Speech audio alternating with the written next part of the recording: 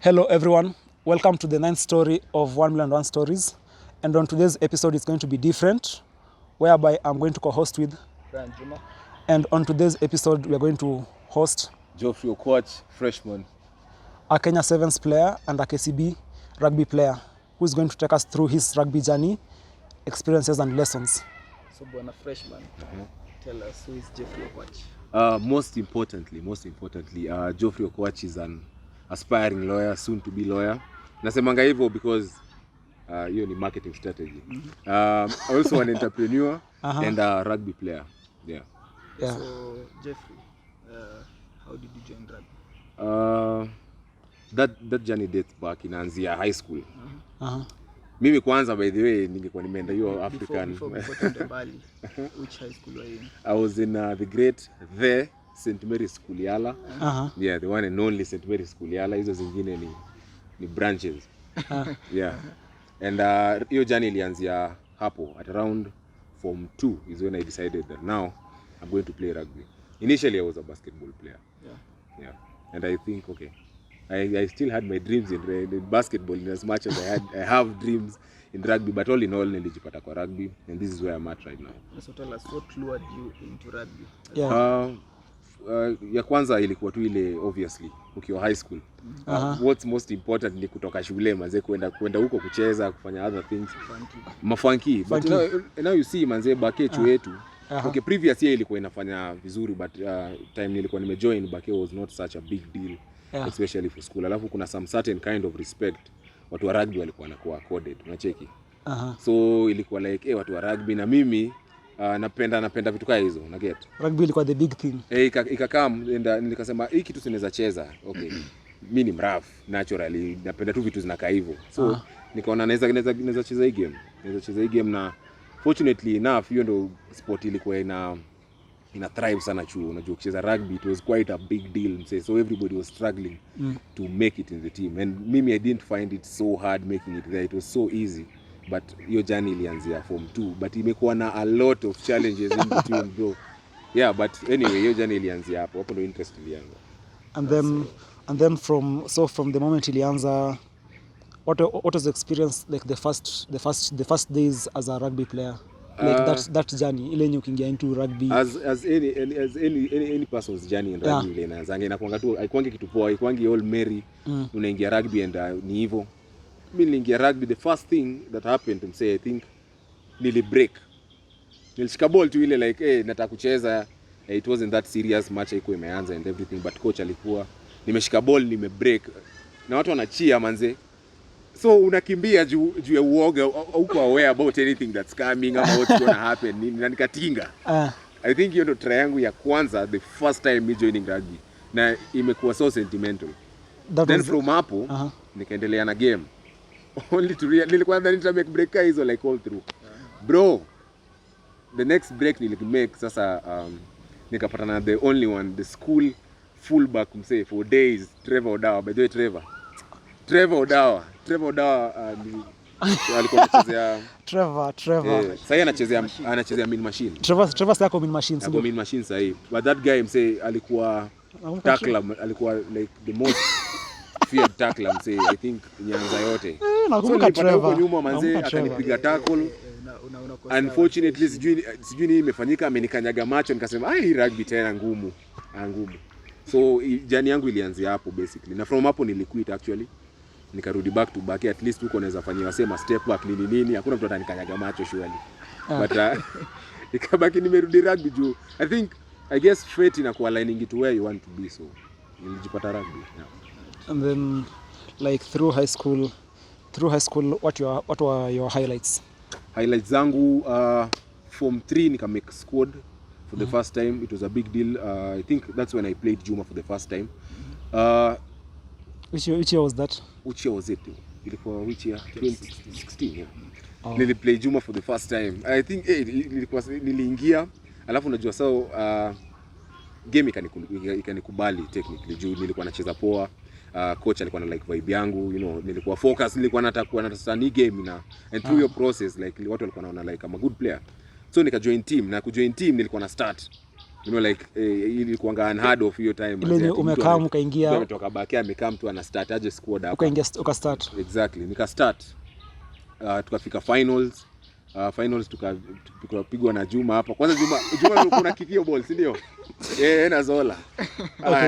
Vitu zikakuwa mbaya, tukalia and you know, Okay, for guys who don't really understand this point, Juma was Maseno, and that time they were rivals in high school. Yeah. And that time Okwach alikuwa Yala, St. Mary's Yala. The St. Mary's School Yala. Okay, so I cannot say that's Maseno tutasema nini, but anyway, that time ilikuwa Maseno versus Yala, which is always a very big deal. Ni derby, ni kama AFC na Gor. Yeah. And derby.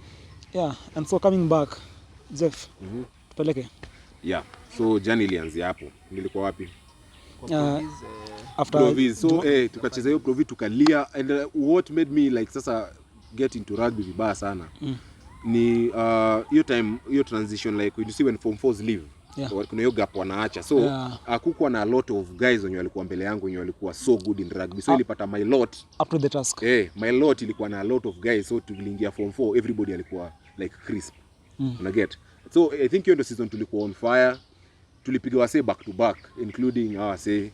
Hiyo time sana nilipatana na the one man Aimba. Nilipatana na Aimba, tukawafunga kama kawaida, unajua. Tukaenda nationals. And I think from hapo to sasa limelight yangu ikaanza. There was named the best fullback in Nyanza region. That is one of my first large accolades as a claim from my high school days. So, that was in 2017. Exactly. So walikuwa na award wase according to positional ama most valuable players. I think ilikuwa most valuable player, but the name ilikuwa fullback. I think nili stand out so much during that season. I think nilikuwa on fire.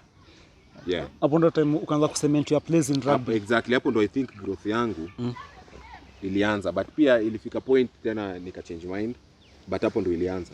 Hapo ndo kafeel yenyewe like this yenyewe rugby ni kitu. Alafu unajua kuna hizo previous successes. Yeah. Like the people who were previously in our school, ukiangalia huku nje in the outside field walikuwa wame-make it, yeah.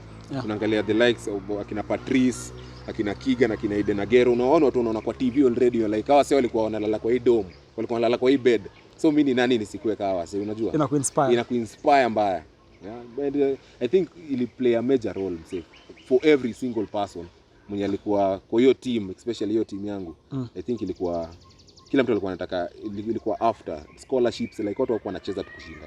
Yeah, na ilisaidia sana. It came up with ilikuja sasa kuja at a point whereby iko na purpose. Kuna something you are chasing from that rugby. Kuna purpose. Form 3 Michochola anakuja na wa scout, anakuja na scout tena form 4. You're like they can make something out of this rugby. Kuna Strathmore, you start learning about Strathmore na like ni crazy, unaanza kuchezea purpose. Unaanza ku realize sports can pay your fees nini. Exactly. Hapo inakuwa something else. And so Jeff, what were your major achievements, like looking back in high school? Like what did you achieve as a team, as a rugby player in high school? Okay, as a rugby player, I can say nilikuwa top try scorer that season. That was one of my largest accolades, na hiyo yenye nimemention before. Another one was like 2 internationals. I think tulikuwa na a long dry spell. So walikuwa we have some time. Walikuwa na time yao. Shine for a while.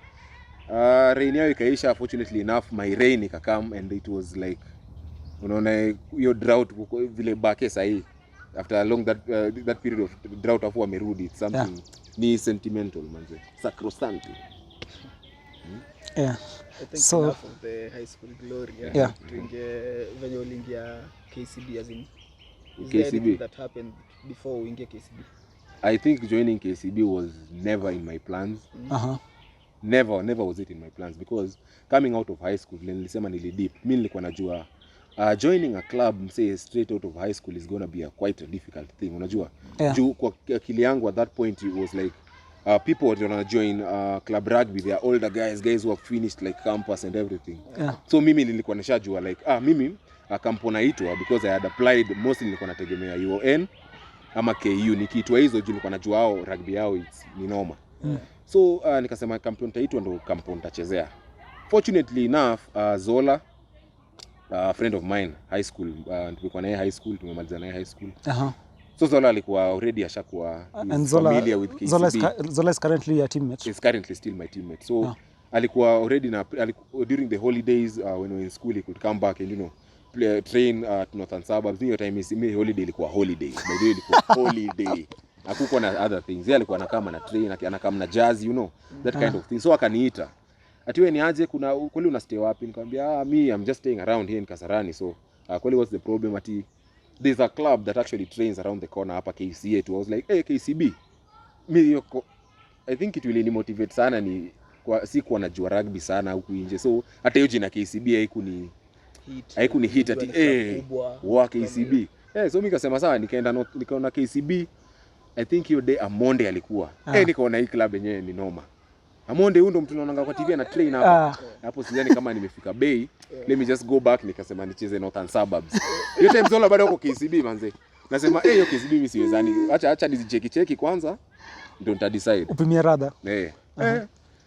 So nimecheza Suburbs for a while. I think hiyo ndo ilikuwa the revolutionary part when it comes to like my club rugby. Juu Northern Suburbs, the qualities, the brotherhood, the bond, the friendship that is there is out of this world. Mnachezea purpose, you guys play for each other, unaona. Ilikuwa inafika point we don't have the resources.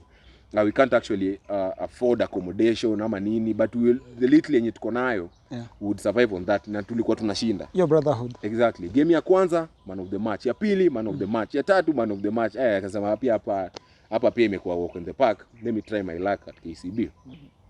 After one training session too innocently, after kusikia story ya Asati, I was like, let me go try my luck. Tulienda watu watatu, watu wawili wakachika away. Nikienda kuongea na coach, they fell back wakaenda. And that's how they never joined KCB, by the way. That's how they never joined KCB. Utawanika ama mnajijua. That's how you guys, by the way, that was your chance to join KCB na mkujoin.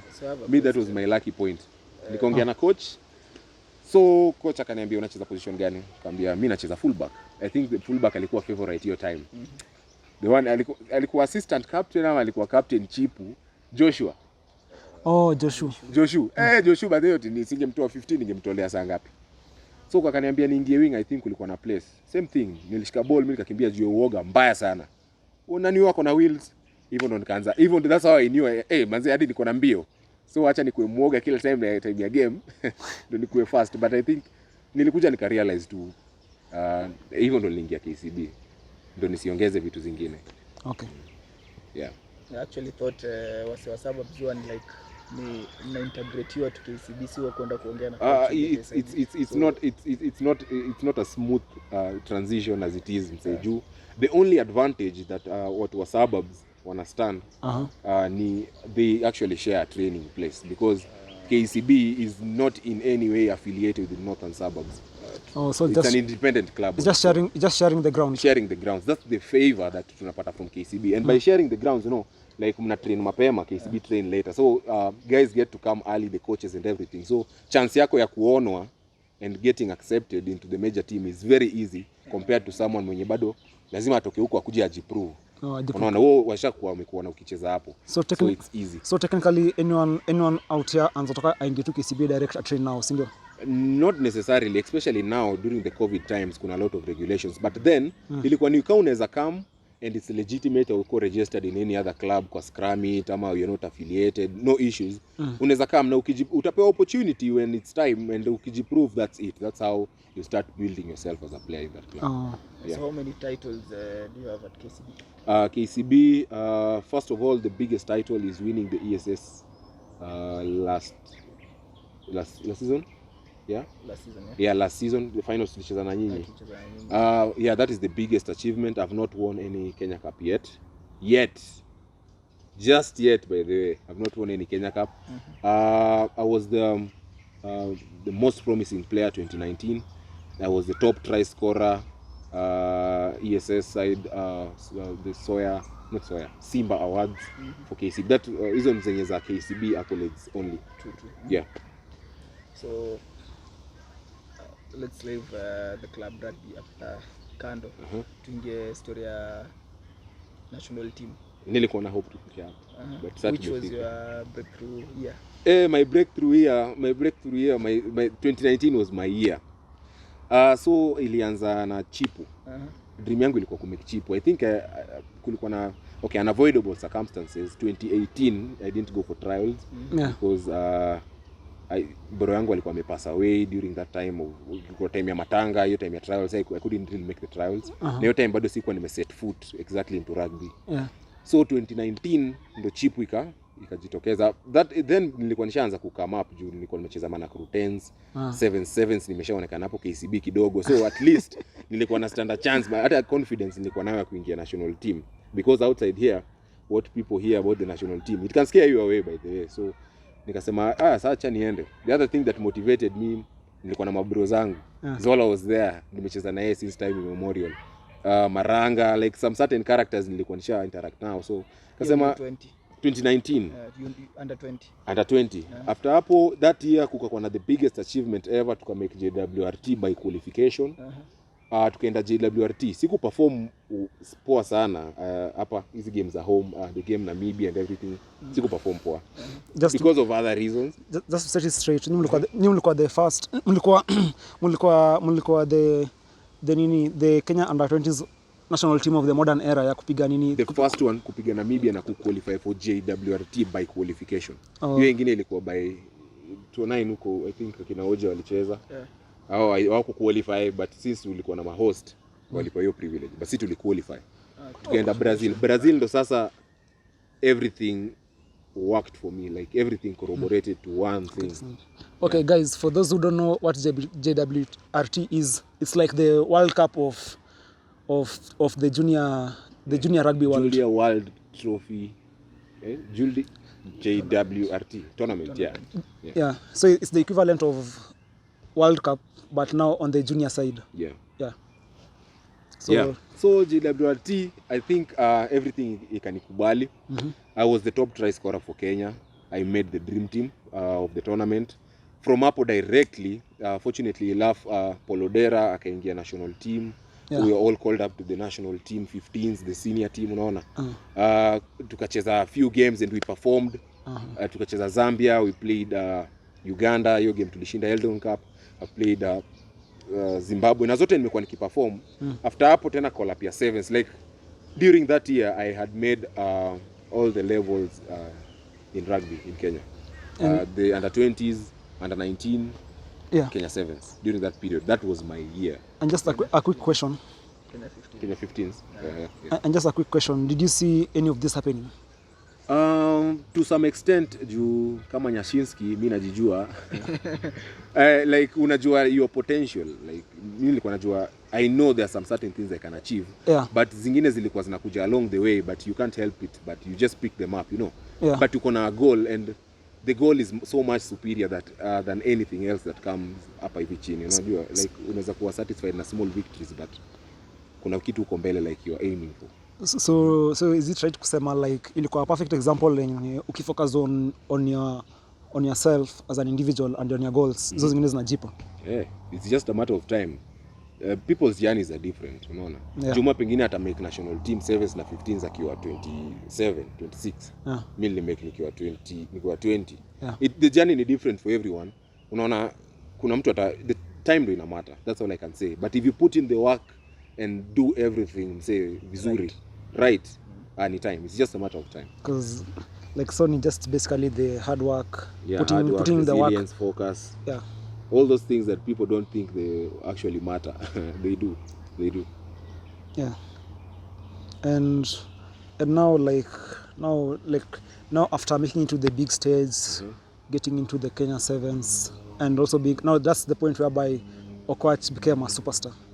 He became like a huge name. Like hakuna mtu angeuliza in the rugby circles when ajua Okwach.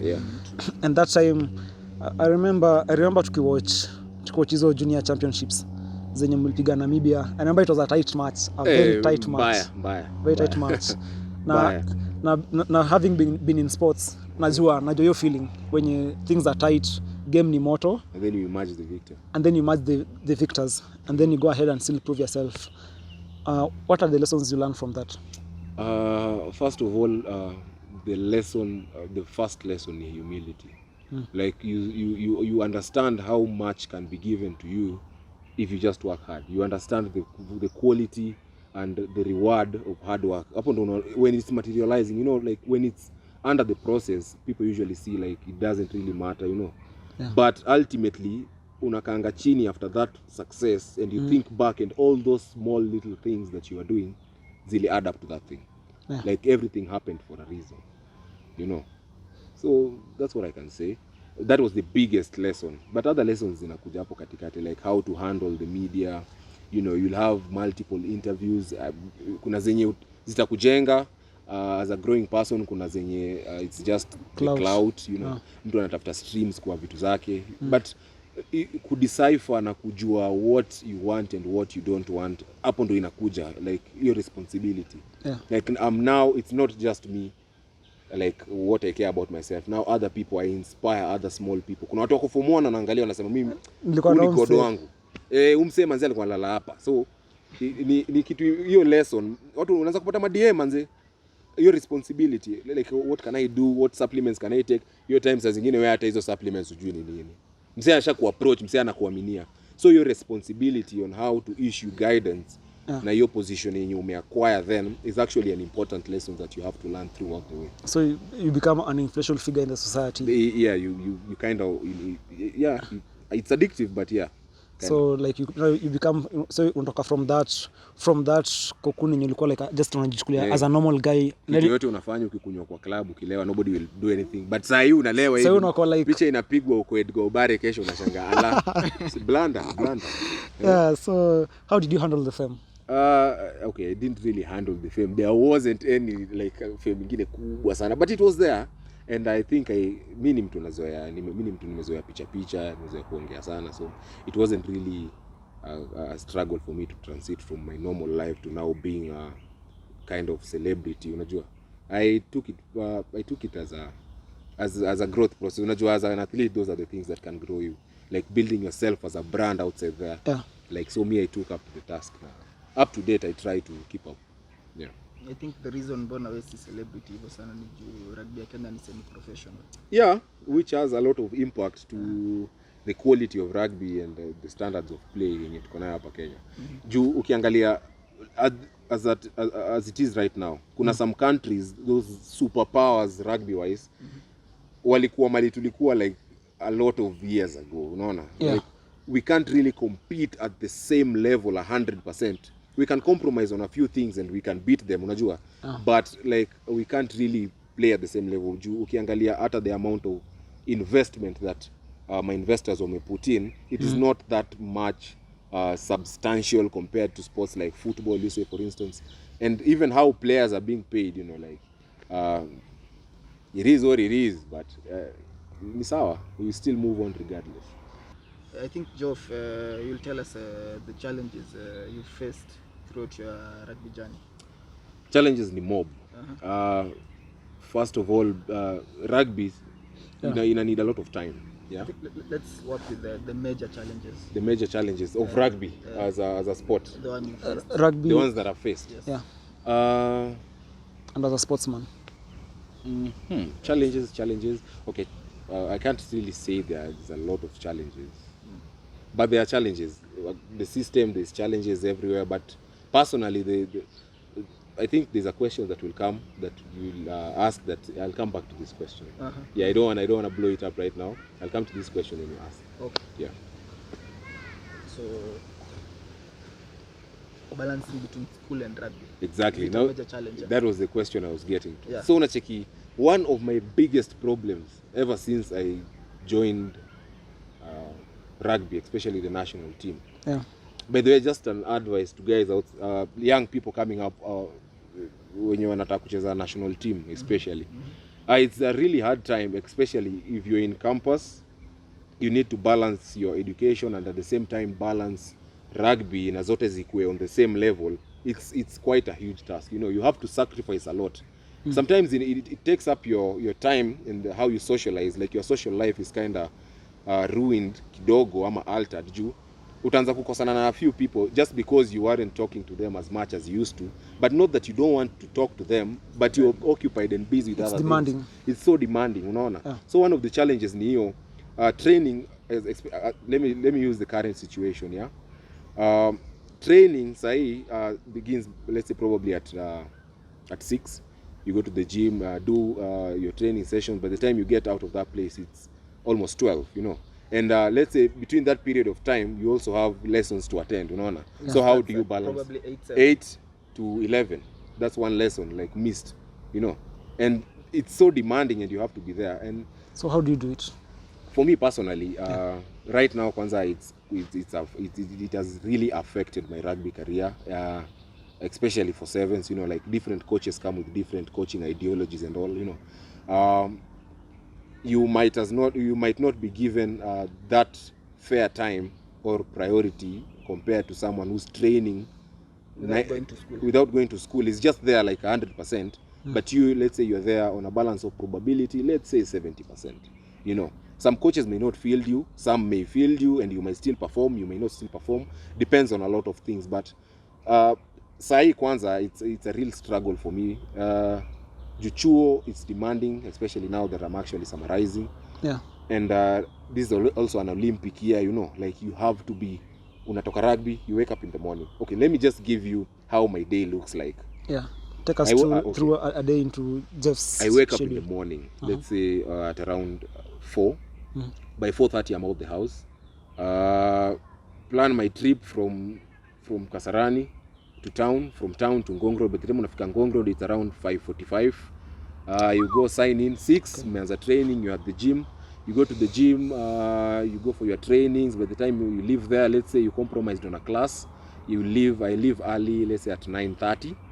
I have to come all the way to Karen, yeah. Miss class, umeingia class late.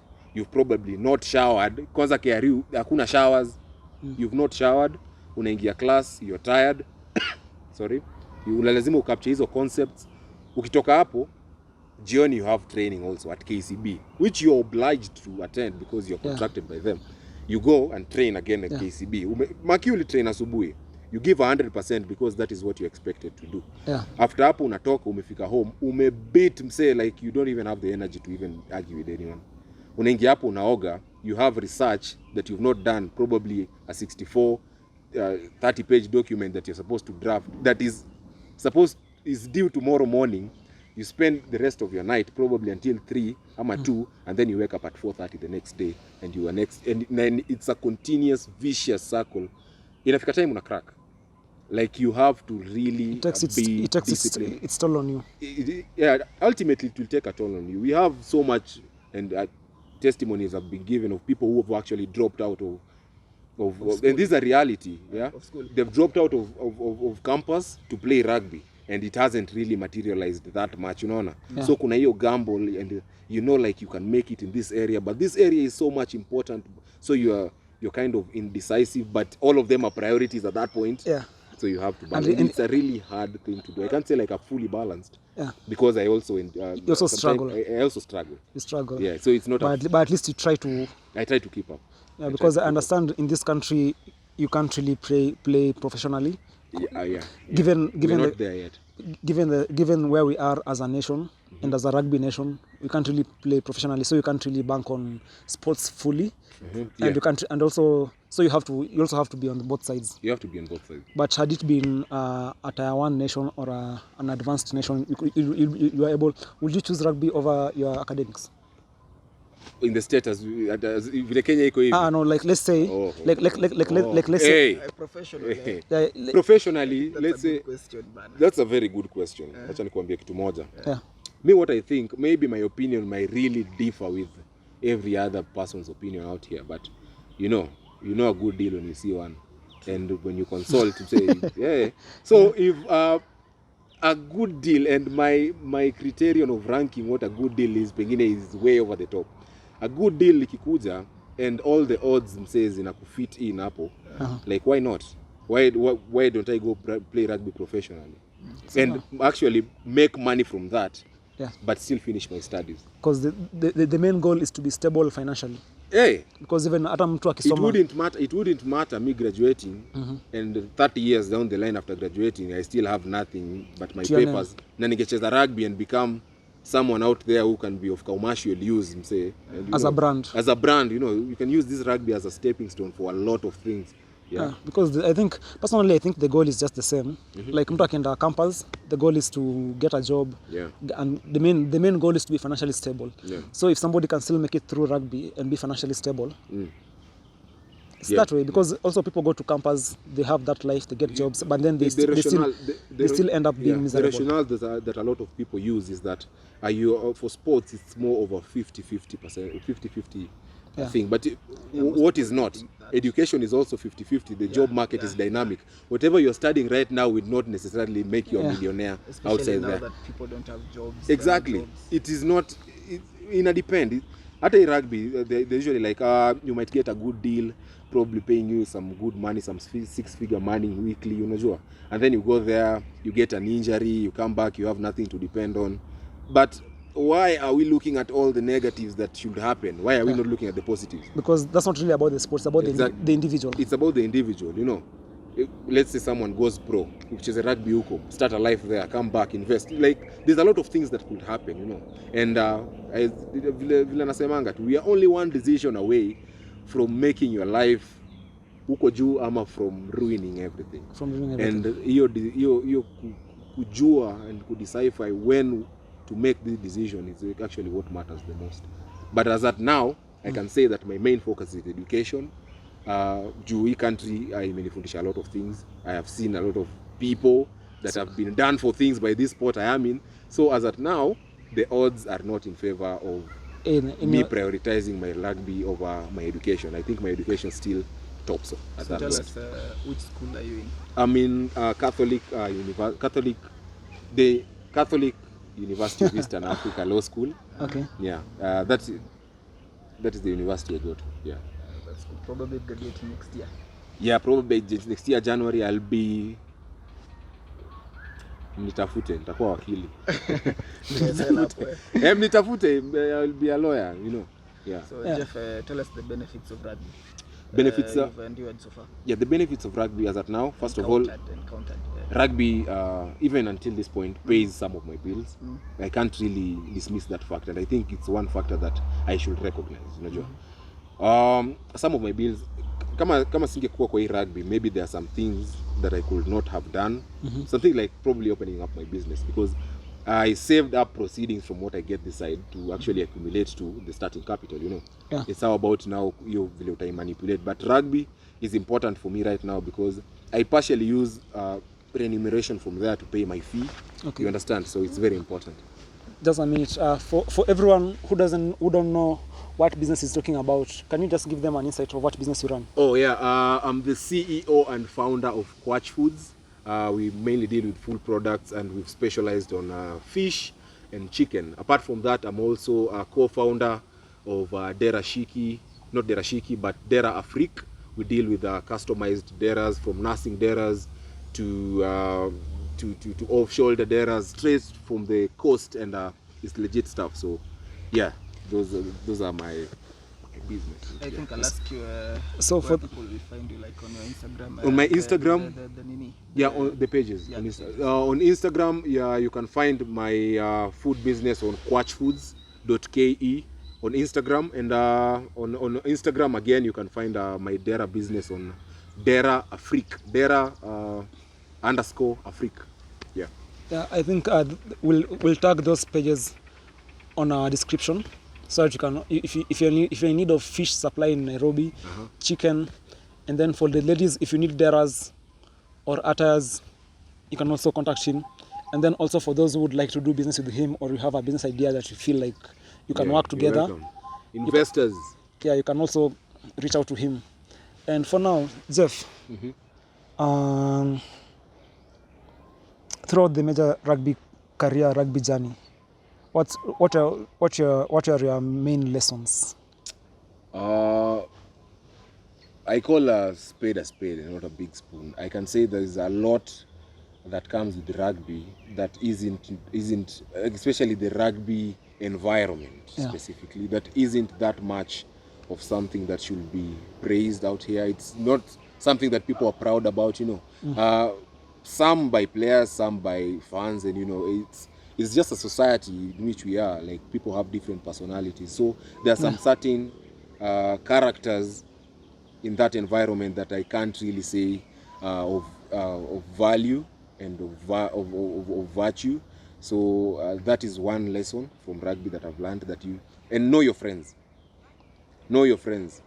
The people you go out drinking with every single day after a match, just because they are your fellow players, are not really necessarily the guys who will stand by you when you're facing other challenges in life out here. So in the rugby family, there's a lot of fake characters also, sorry to say, but that's the reality of the matter. So it teaches you. You should know how to discern what is good for you and what is not good for you, and sieve that in, sieve the rest out, and I think you'll be fine. Because I think also that really applies also to life. To life, yeah, to life. Yeah. So that's the first lesson. What's the second lesson you would like to give out to people? To people upcoming? No, just to people. General people.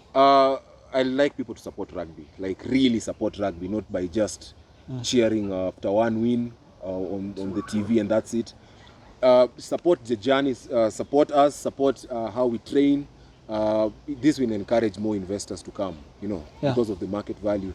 And we need that as players, because it will grow our facilities, it will grow us even as players in terms of how we're getting paid.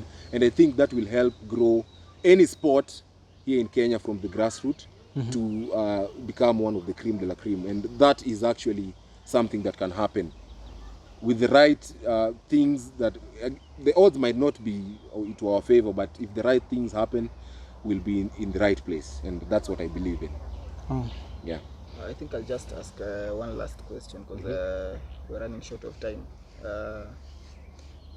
What's your take on the pandemic, the COVID situation right now? COVID is real. COVID is very real. That I can testify to. And in as much as it is real, there are some people who might be milking out money illegally or the legal way.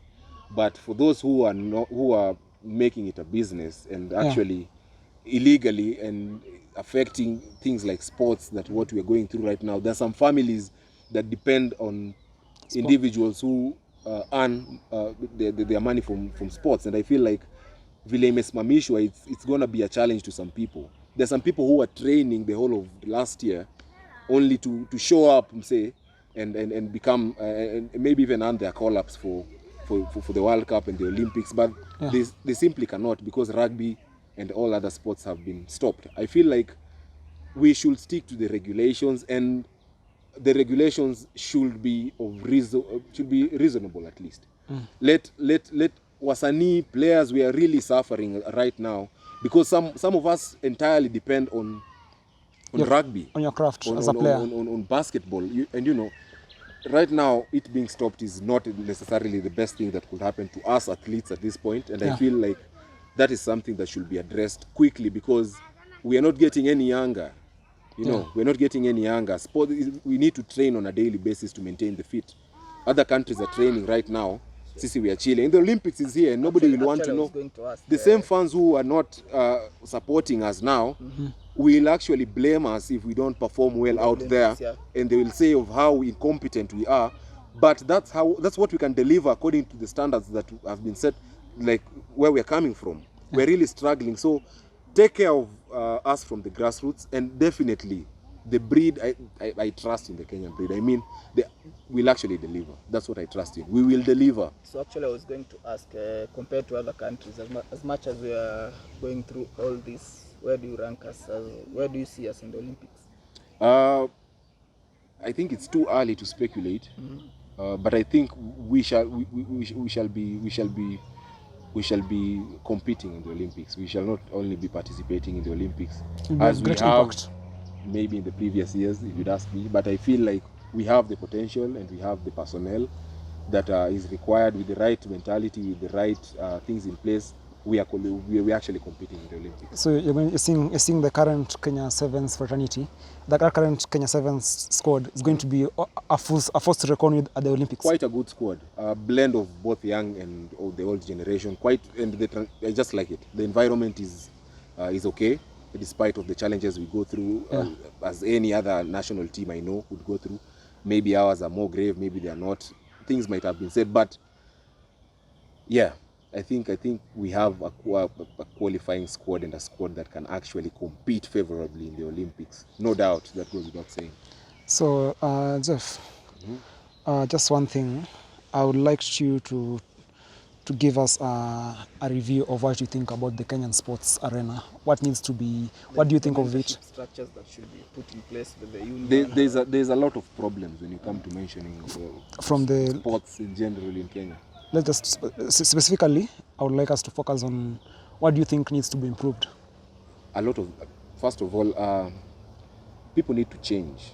There are some very incompetent people sitting in offices they do not deserve to sit in. In almost inevitably all the sports organizations, FKF, like that the people running these unions and they're corrupt. They are corrupt. Sorry to say, but it's the reality. It's the reality again.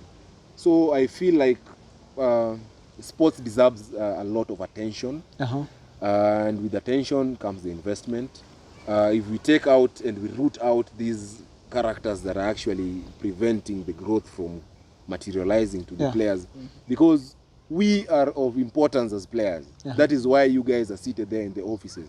We are the reasons. Without us, those offices have no value. Absolutely, they don't have any value. So make the focus about us and grow us from the grassroots. Why can't rugby start ianzishwe kuchezewa from primary school? Why not? Why not? Mtoto akuwe 12 years aanze kuintroduce kwa rugby. By the time atakuwa anakuja kucheza Kenya Cup at 21, atakuwa ameiva. Some of us were introduced to rugby very late. Yeah, but you still so imagine. Now imagine if you are if it's supported by the system, by the structure, all of that to corroborate into making you a better player, and by that making the whole team, and the whole team, it's just a systematic growth, but it should start definitely from the grassroots. And I understand it becomes a win-win situation whereby if you have a very strong sports culture, because sports definitely generates revenue. Definitely.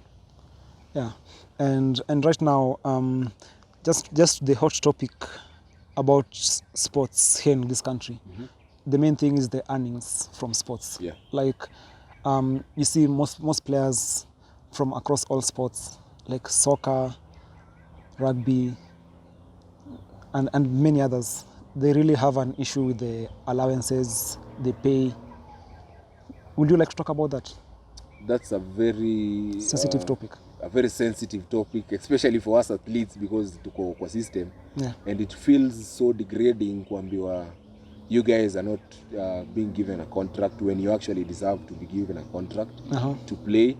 I think insurance, things like those are things those are basic necessities for crying out loud that need to that need to be focused on. Why should someone go and sleep in a 5-star hotel on the HSBC series, then akirudi nyumbani na all those suitcases and bags akona padlock kwa mlango, ameshindwa kulipa rent ya 15,000? It doesn't make any sense. Mtu aache aende auze viatu Gikomba, he'll make much more money than playing. Yeah, make life comfortable. Make us comfortable, we will deliver. Because it's the bare minimum. Yeah, it's the bare minimum. Because like I understand, like most players, it's not like they want those 6-figure salaries. They just want the enough to make them survive. Yeah, the bargaining power has been snatched, unfortunately, from us. Yeah. Because there will always be someone to take on that jersey. Yeah. Hata sahi niseme nimekata 100,000 sichezee national team, if they don't give me 100,000. Kuna mtu akisema tunapeana 20,000, atatokea na atashow up 100%. There's always anataka tu hiyo jersey. Anataka tu hiyo, hata useme walipi watu watatokea. And for us ina reduce your quality, unajua? We don't have that bargaining power because the union will be like, we'll just put in somewhere else and we'll put in. But we as players don't know and hiyo ina influence, and it will actually spoil the growth of being a sportsman. Hapa hivi, it's only the other day that some characters like Collins Injera and maybe Homing Chef wametumia rugby as their platform to actually exalt their other avenues of, let's say mali wanatafuta unga, unajua, let's say for example commercializing and getting a sports manager to be on billboards and that kind of thing, but huwezi kwa billboards na already umekata kuenda kwa hii pesa kidogo, so you're not in the team, unaona. Actually niliona leo walifakuwa na cooking show. It was cancelled unfortunately. So exactly, you know, things like those now. But rugby, we can do better. We can definitely step up. I know we can. And then Jeff, just as we are almost ending, what's your parting shot to the upcoming players, other sportsmen? Let me ask him this before you ask that. What are your family thoughts on your career? My family partially has always been supportive of what I do. Okay, high school, I grew up in a family where education was the key and the only key to success. As many grew up in such households. And ilikuwa issue, by the way, like playing rugby in high school especially, ilikuwa such a big deal until like any other African home. Any other typical.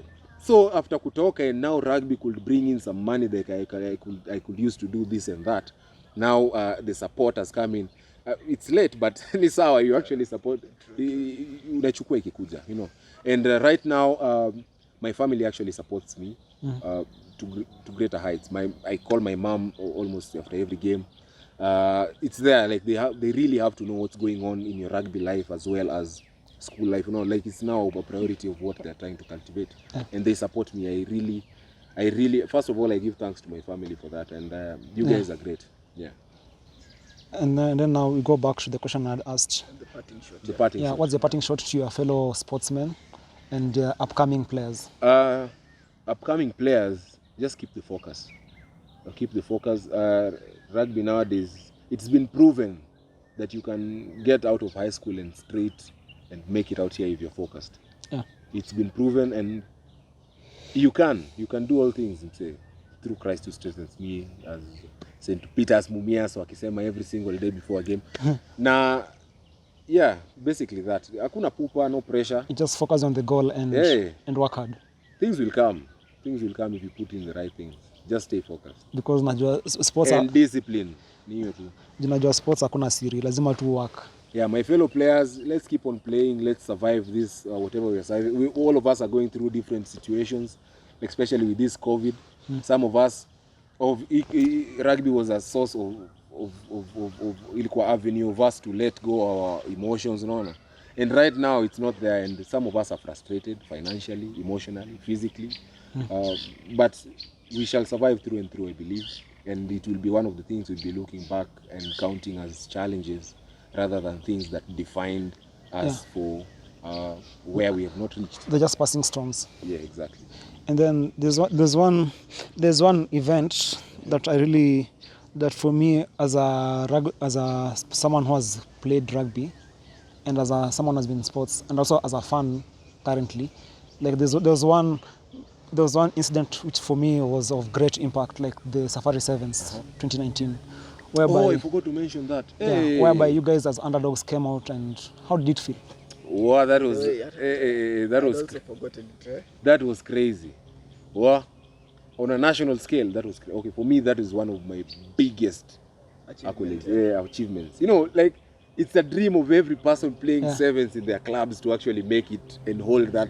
Do you know, like very few people get to do it, and it's it's one of the big things that for us. That team was very underrated, and that team had potential. You were the underdogs. The quality of players there. Watch out, by the way. Watch out. You guys, by the way, you can't ask. The future. We are coming. The future. Itakuwa mbaya. Because nikiangalia in that squad, I remember you had the likes of Monate Akwe, the likes of Vincent Onyala, Alvin Buffa, captain, happy birthday captain.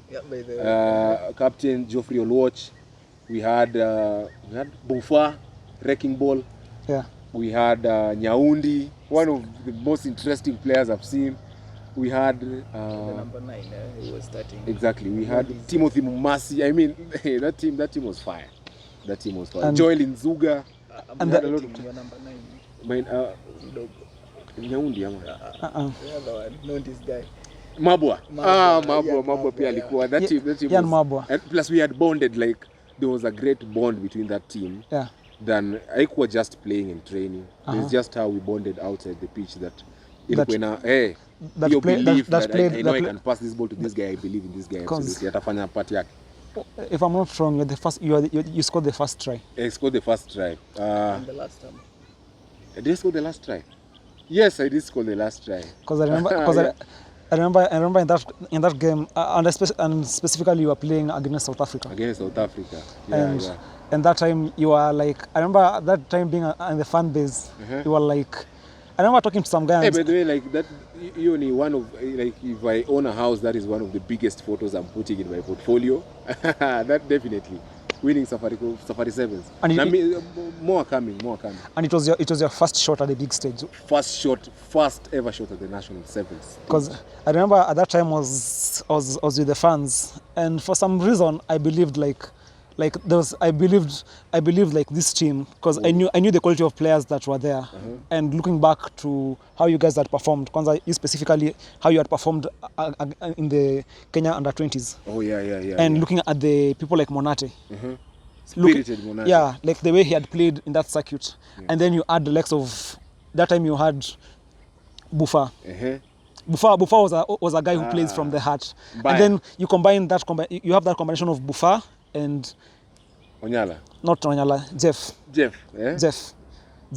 And then now you give a boost of Onyala, and then now you give a boost also of Olindi at number 10. That was a perfect fit. That was a perfect. And for some reason, for me personally, I felt like that team, as much as it was a team of underdogs, but these were people who were up to the task. Given like they had seen them, the Kenya Shujaa. Yes, they were made of this the seasoned players. The superstars, and they're really superstars, because these are people who have been at the game for over 10 years. Exactly. But then looking at that season, most of them weren't really at their best. But you guys really had the zeal. But you see, a lot of people didn't believe in us, and most people wouldn't believe in you. One thing I know, people wanted us to play the Shujaa on the finals. Yeah. No, but I wanted us to beat them early, so that we play South Africa. I felt like that will be more important, because this guy, you train with these guys every single time. It would be interesting for you people, but it would be interesting for us. So I thought playing against South Africa, it's the best thing that happened to us. And you saw what it did to them when to end up a circuit. Yeah. Similarly, the same squad was ilianzishwa. It is the same squad. Bufa. And I remember even I think it was Cape Town. I think it was Cape Town Sevens, if I'm not wrong, but I stand to be corrected. Whereby you scored a try against Not Cape Town. It was in Hamilton. Sorry. Hamilton. Yes. Hamilton, New Zealand. Yeah. I remember that time. I think it was one of the most defining stages of that tournament.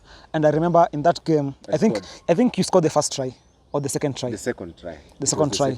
And that time we were playing against South Africa. Yeah. How did it feel? Very special. Very special, absolutely very. You know, like. And being your first season. Being your first. By the way, okay, I felt like I was on fire. Like I just wanted to play all the time, but you know, it's called being a rookie is always just being a rookie.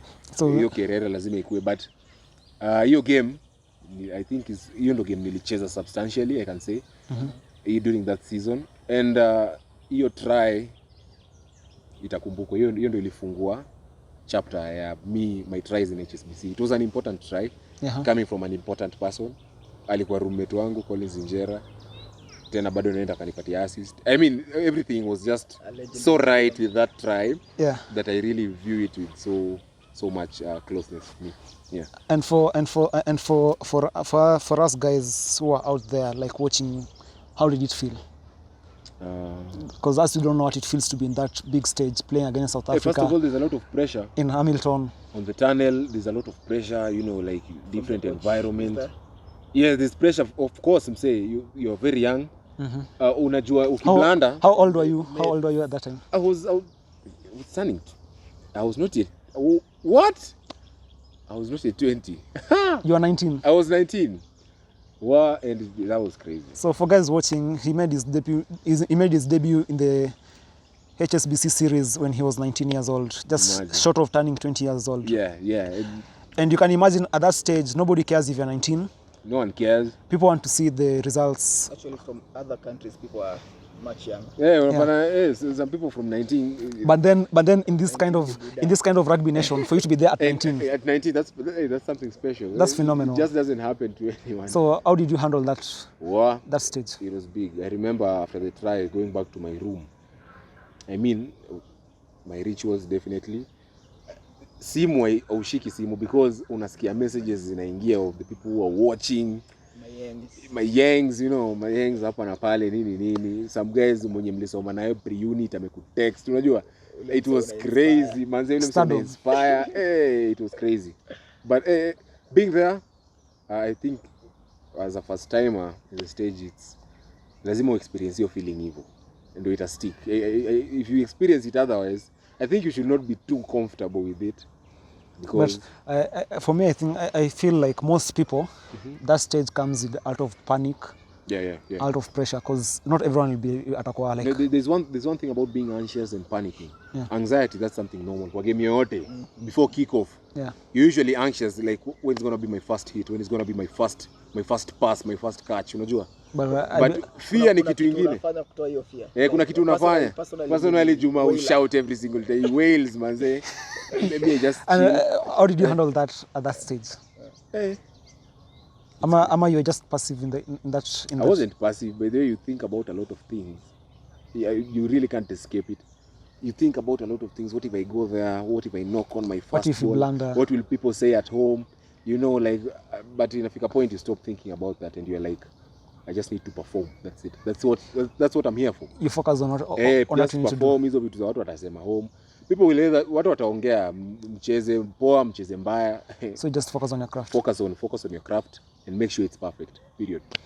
Yeah, because I believe at 19 somebody like according to our education system kuna mtu bado ako form 4 at 19. Yeah. Na ako bado eligible kucheza high school. Yeah. But for you at that 19 ulikuwa in the Kenya Sevens team, having your first tournament at the HSBC series, playing in Hamilton Sevens, and just previously you had been part of the core, like I didn't know your game ya Kenya Morans, like Okwach angepewa sub. Okwach your game angepewa sub. Because nakumbuka hapo kwa wing Okwach angepewa sub. Nilikuwa nimejiestablish kiasi. Yeah, because hata niko sure like Okwach angepewa sub kwa hiyo time or mafans wangezua. Do you know the pressure I was on?